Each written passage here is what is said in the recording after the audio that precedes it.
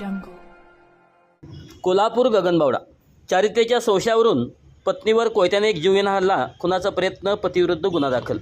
पती पत्नीतील कौटुंबिक वाद आणि चारित्र्याच्या संशयातून पत्नीवर कोयत्याने सपासप वार करून तिचा खून करण्याचा प्रयत्न केल्याची धक्कादायक घटना लोंघे तालुका गगनबावडा या ठिकाणी सोमवारी पहाटे घडली. या हल्ल्यात पूजा विकास कुंभार वय वर्ष 27 या गंभीर जखमी झाल्या असून त्यांच्यावर कोल्हापूर येथील CPR रुग्णालयात उपचार सुरू आहेत.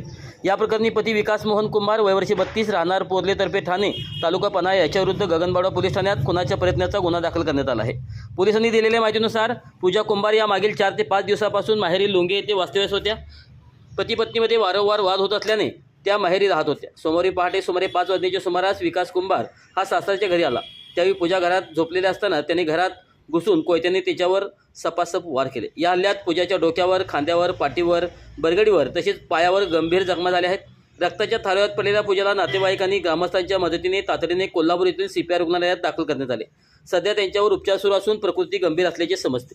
घटनेची माहिती मिळताच गगनबावडा पोलिसांनी घटनास्थळी धाव घेत पंचनामा केला. संशयित विकास कुंभार यांच्याविरुद्ध खुनाच्या प्रयत्नाचा गुन्हा दाखल करण्यात आला असून पुढील तपास सहाय्यक पोलीस निरीक्षक भारत साळुंके यांच्या मार्गदर्शनाखाली सुरू आहे.